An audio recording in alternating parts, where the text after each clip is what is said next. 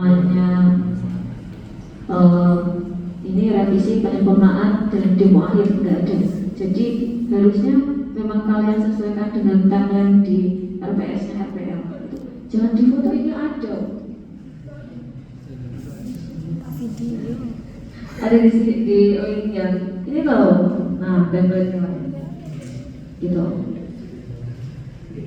Terus yang selanjutnya adalah tugas yang ini. Nah, ini harusnya yang awal-awal ini itu nggak kalian cantumkan, ya.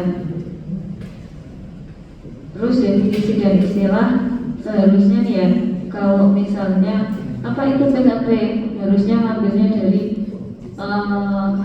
itu kayak Litri School dan lain-lain yang misalnya lembaga-lembaga yang agak resmi. Karena kalau blog-blog kayak gini mereka itu yang ngambil sumbernya, dan harusnya kalian telusuri dari sana. Tapi ini minimal sih, gitu.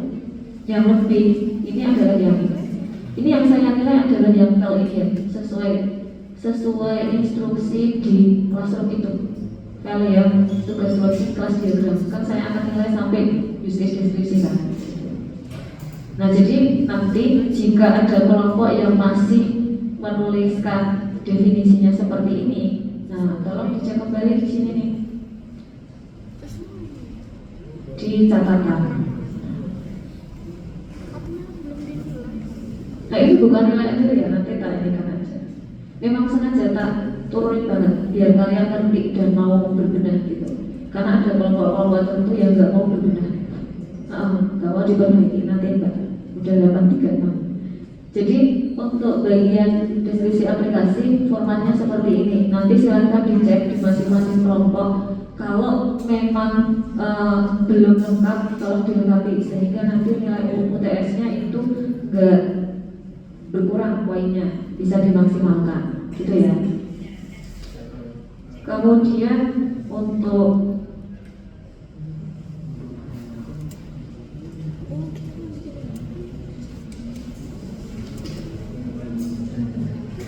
use case-nya ini kan sama use case diagram sama use case deskripsi. Nah, di sini kan ada beberapa hal kayak manajemen pengguna, itu kan pasti dia ada tambah ubah hapusnya. Nah, di sini misalnya ubah password, manajemen pekerjaan dan subpekerjaan, contohnya mengolah pekerjaan dan subpekerjaan oleh kontraktor. Di sini fiturnya ada 1, 2, 3, 4, 5, ada 5. Dan itu total. Ini harusnya ditambahin tampilnya. Jadi nanti programmer itu gak boleh bikin function tampil di dalam kelas dan koordinat kalau di sini gak ada tampilnya.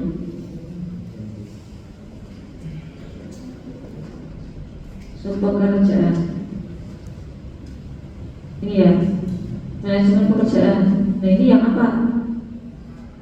Yang ini itu fiturnya apa? Karena kalau manajemen sendiri kan tadi ada banyak ya, ada 5. Nah, maka nanti harusnya di sini itu mulai dari yang pertama, apakah dari tampilnya, terus baru tambah, baru hapus, ubah, hapus, sama yang lainnya. Jadi nanti ketika menuliskan kebutuhan fungsional di sini, tolong dicek kembali sudah lengkap atau belum, gitu.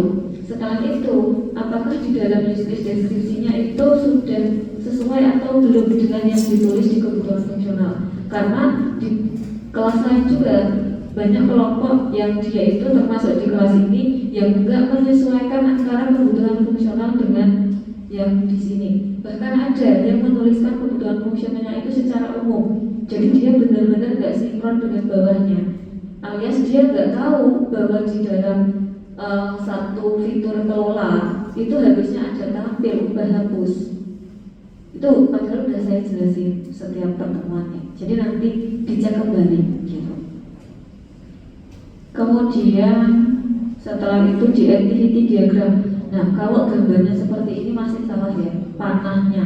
Nah, panahnya masih salah nih. Nanti dicek kembali itu kelompok-kelompok yang masih menggunakan panah seperti ini gitu. Terus kalimat-kalimat yang ada di sini itu harus disesuaikan dengan yang ada di use case deskripsi. Jika di use case deskripsi hanya menuliskan bahwa di sini itu tampil halaman aja, berarti cuma satu kalimat, nggak boleh ditambah yang lain-lain kecuali di atas itu ditambah. Gitu. Jadi tolong diperhatikan dengan betul. Terus ketika di awal, tadi manajemen pekerjaan sama pekerjaan itu nggak ada logical system, gitu kan? Maka di sini harusnya enggak. Waktu itu saya bilang diurutkan dari fitur yang pertama kali akan diakses oleh pengguna.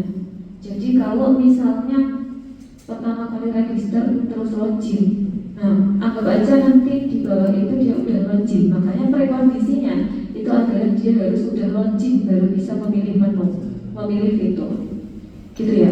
Nanti dicek kembali. Kemudian tapi activity-nya itu kalau yang ini salah ya. Dan sebenarnya activity-nya belum saya nilai sih, tapi saya nilai dari yang ini, nanti belum disesuaikan, nanti disesuaikan. Terus untuk EFD ya, di sini kan EFD-nya jadi satu sama kelas. Nah, jadi kalau misalnya EFD-nya nggak ada, nah maka nggak ada poinnya, gitu. EFD itu yang kayak gimana sih? EFD itu kan yang ada entitas kotak sama atribut yang oval itu, terus ada relasinya. Jangan sampai isi EFD adalah screenshot implementasi database, salah besar. Terus kalau misalnya kalian bikin EFD dalam bentuk physical model kayak yang dicontoh, saran saya bikin EFD yang seperti diajarkan pada SNBD, lalu bikin relasi tabelnya, bikin struktur tabelnya. Karena enggak semua dosen di awal tahun ini tuh open knowledge, enggak sesuai dengan yang dia tahu bakalan disalahin, kecuali kalian punya teorinya. Nah, jadi kalau mau bikin EFD yang physical model, kalian harus punya teorinya. Sebenarnya notasi EFD itu enggak hanya yang diajarin di SNBD, ada linknya, gitu. Kalau mau cari teorinya bisa, gitu. Gitu ya. Jadi nanti ini bikin EFD, lalu ada relasi tabel sama struktur tabelnya.